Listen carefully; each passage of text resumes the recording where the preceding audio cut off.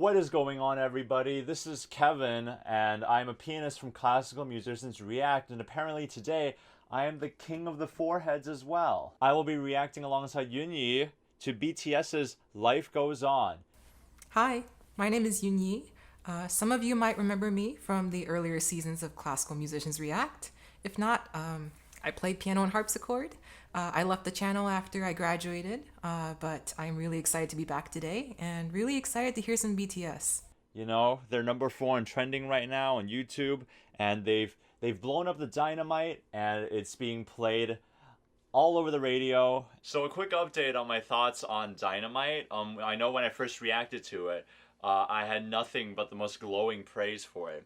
That has changed a tiny bit since I've heard it a lot on the radio. I still think the production is very good, but because radio tends to compress things a little bit more, every time I hear it on the radio, it doesn't sound as good. But that's not the song's fault. That's more like the radio's fault. Some of the more unnatural moments, like some of the voices on the bridge,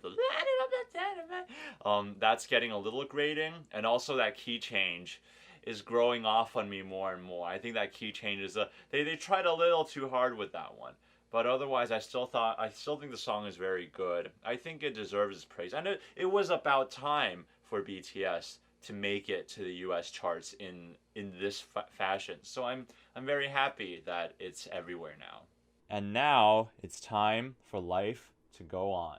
Okay, so admittedly, I have listened to like absolutely zero K-pop. BTS was one of my favorite groups when I was active as a reactor, but I actually don't think I can recall their names except for my main man, Suga. So like, I'm really sorry. This is really gonna just be about music. I'll do my best. If anything, it stays true to the art of reacting. Okay, anyways, 3, 2, 1. Life goes on. Life indeed does go on, especially in Corona times. Time still moves at the same pace.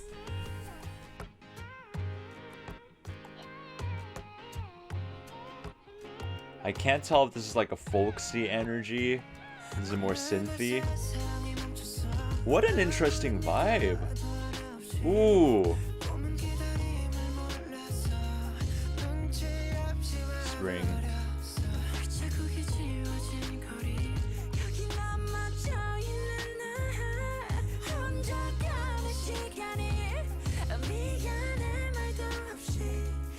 Well, they are as cute as I remembered them, so. It's. Ooh. What is that percussion instrument on my left channel? That's so interesting. It's only on the left. I really like it. This is such an interesting world of sound. Ooh. And the downbeats feel hard-hitting, unlike some of the other songs where I've been a little more critical in the past. I love the high-pitched background vocals that's been going on this whole time. It just gives everything such a really upbeat vibe.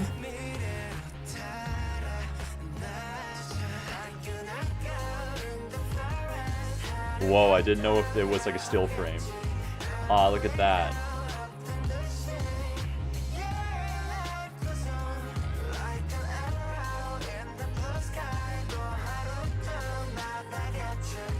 And their vocals are less edited than compared to Dynamite, which may be the only thing I don't like about that song.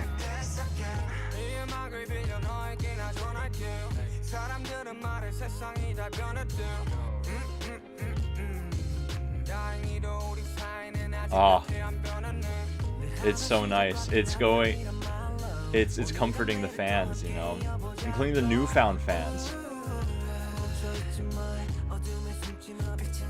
You know, they've gone through their struggles and their artistic struggles, and so they came out with Dynamite, and now they're keeping up the Sunny persona because, and it feels genuine. That's the part that really impresses me about this.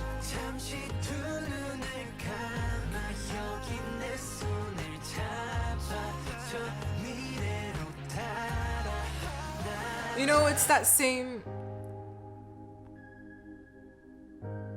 Oh, I was gonna say something, but then this is just so beautiful. that I lost my train of thought. I'll come back to it.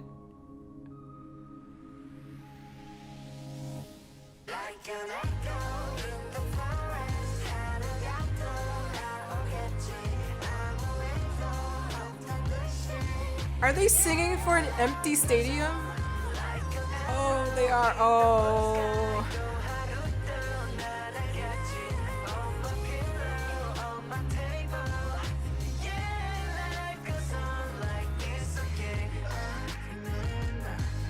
Yeah, definitely going for the old film, slightly grainy quality.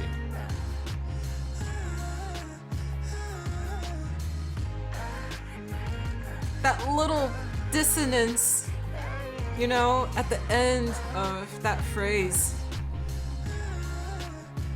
Right there. You know, life goes on, but it's not all good. That was beautiful. Yeah, they've been on point with their sound of creating those really nostalgic harmonies, and I think just spinning on them really tastefully with these beautiful melody lines. And you know, like the structure of it is like so simple, and the harmonies are pretty simple, but they just sprinkle like a little bit of, you know, like a little flourish here, a little flourish there, a little dissonance here, a little dissonance there, so that even though when it repeats, it still feels, you know, somewhat oddly familiar, but completely new. It's like being nostalgic about like something you've never seen before. So that's really, really nice. Okay, we're gonna focus more on the lyrics on a second run. Yeah, I like this vibe so much. We're just gonna go straight in. I mean, there's nothing much, you know, like musically innovative per se to talk about. Although I do think, yeah, let's just start from the beginning again. I'm so curious about that because it sounds folksy at the beginning, but yet it doesn't. Okay, now that I've heard the song, oh, it's nice to be able to hear the percussion and the panning without the rest of the instrumentals. But it's like a hug. It just hugs you in. But the percussion is not compromised. And I've repeated that a ton of times already. But that's like my favorite part about this. Definitely feeling that rain in Rochester, New York right now.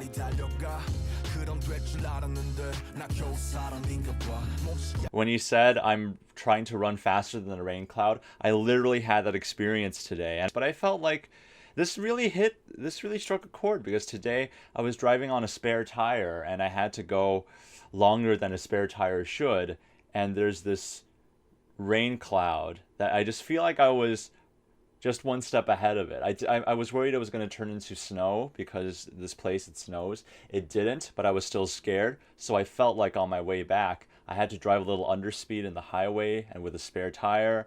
And it felt like I was racing ahead, just trying to run ahead from that rain cloud. It's a happy feeling. I don't know, because right now, despite the pandemic, I've been feeling I'm artistically fulfilled, more or less. And when BTS is singing about this stuff from like a happy vantage point, I can really, really feel that right now. It's so content. Some of the lyrics here are so downer, but you know they're just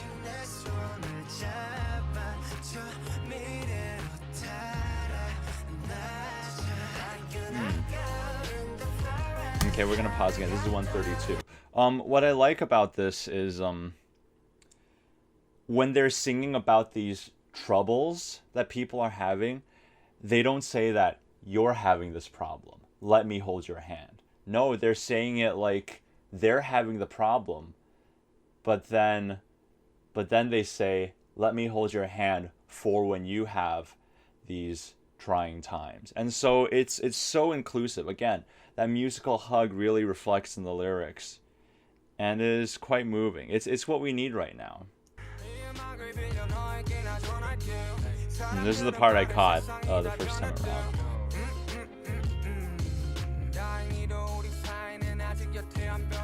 Oh, I love that. I really like the because I thought they were gonna go every moment this song could become corny. They could say, nope, nothing has changed. The world hasn't changed if you got high hopes or whatever. It could be something empty like that. But no, instead,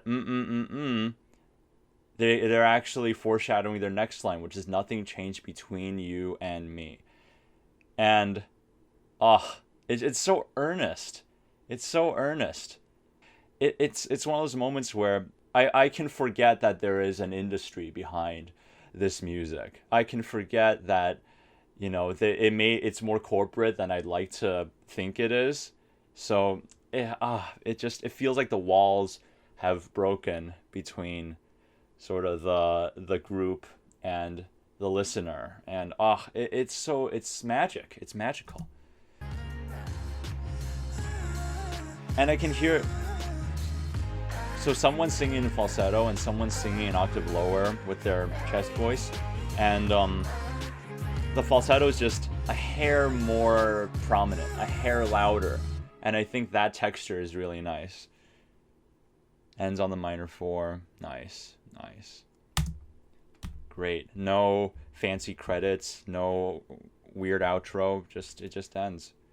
Love it. Time to break it down with my boy Kevin. No, they did their whole thing of sounding super nostalgic, but spicing it up with something different each time. So it's they're not going too wild, but at the same time they kind of sneak these little dissonances under you, and they give you this lush, comforting harmony with just little pangs of hurt, and that's kind of something they've been doing really well. I didn't hear many dissonances.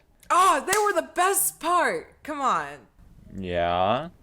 I thought the whole song was just such a nice feeling. And I really got into the lyrics because I had those on. There wasn't anything that took me out. The whole song felt like one continuous hug. Yeah, when they did da da da, oh my god, I'm so bad at singing. I'm gonna sing. Okay, but it's da da da da da da da, and then the second da da is over a tritone, and it's so good because the entire melody is just pretty much there in pentatonic. So when they sneak in those little things, and it's at the end when they were riffing on Life Goes On, and they just had all the. That's where they broaden out their into their chromaticism, and it's everything's not all right, it's just at the very end. And it ends on a minor 4. It doesn't end on it doesn't resolve at the end, so that solidifies it as well. Exactly. But I do think they offer comfort, and it feels very earnest, which really, really struck me. There's nothing about this song. There's not a hint of phoniness. And usually with these types of songs, I can always sense at least 5% of phoniness. I think they really, really hit it. And you can tell they're in a good place to offer their fans this type of comfort, because they've had the Black Swan, they've had all these artistic, I don't want to call it, they're not artistic low points, but they're points where they have to find what they really want to do. And then, they had the big hit with Dynamite, and I think now they're at this place where they can offer their fans this type of comfort, and it comes out as really genuine. I think that's what, it's what all musicians try to do. They, they have these tools that sway emotions and convey a certain affect, and they try to use them in a way that you don't notice, and I think that's exactly what they did. So you just come off with this very genuine, kind of very natural expression. Emotionally, we all need this right now. Absolutely. I mean, this shit sucks. Yeah. So they really captured the feeling of being optimistic, but also being kind of downtrodden about what's going on. I agree. There is that hint of darkness in this song. I mean, the black and white concert scene where they hold the mics at the end, it's a bit of wishful thinking, but it's a bit in the past, oh, you can't watch us perform live because of all these restrictions, and because there was that transition when it just turns black and white and they're singing with mics. I really felt that the video was communicating that no concerts, but they will happen. But will they? I don't Dude, know. I thought that scene was just freaking heartbreaking. Because it's like, you know that stadium would be like filled up in like half a second. Exactly. And it's just like, they're there because they still want to perform. That's what I feel like. Yeah. And they can't perform for anyone, so they have to sing to an empty stadium. And it's just, I don't know, that scene had that like deep sense of artistic longing. For sure. The first time I pressed play and it started, I didn't know what to make of the beat. There was that moment where I'm like, is this going for a folksy? Is this a little synthy? And then when the lush harmonies came in, I actually, the whole time I just felt like they created the soundscape that is reminiscent of things I've heard, but is unique. It's not like anything I've heard before. Yeah. They did something that was extremely smart, I thought, which I talked about a little bit earlier, was keeping mostly the melody in pentatonic. So you have like this kind of general floaty, very positive vibe. And the thing about pentatonic though is that it's so easy to sneak other chords outside of the mode under it. And what they did was they kind of, at least maybe it was my earbuds, I don't really know, but it was definitely more heavy on the vocals. Like they had the backing vocals, they had like the layered vocals of the members, and not so much like instrumental stuff. Like they had a beat and they had like pretty light synth, so it was actually pretty hard to hear the harmonies for me. So you get the general effect of, you know, what the like harmonic landscape is, but you can't pick apart the distinct harmony changes. And it was more so like a texture that you would hear. But then every once in a while they would peek out with those dissonances. So I think that's how they kind of created that feeling of like, you know, familiarity, and like, but that subtle shading just takes it to the next level. I think BTS deserves a Korean language song in the American consciousness. And I think this song can bring up the holiday spirit in a very unique way. All right. Anything else to add? All right. Speaking of holiday music, have you heard Jonas Kaufman's Christmas album? No. Damn. So Should we stop recording at this point? I don't know. We can. Everyone should listen to Jonas Kaufman's Christmas album. Yeah, listen some to good shit. Jonas Listen to some Kaufman. operatic tenors cover Mariah Carey. All right, thank you for watching. Yay. I'm glad I was able to give you the live reaction to this. Live. Well, guess it's not live. This feels live right now, but it won't be live. This is live. You are alive. I am alive. This is live. This is true. Okay. Okay. Bye.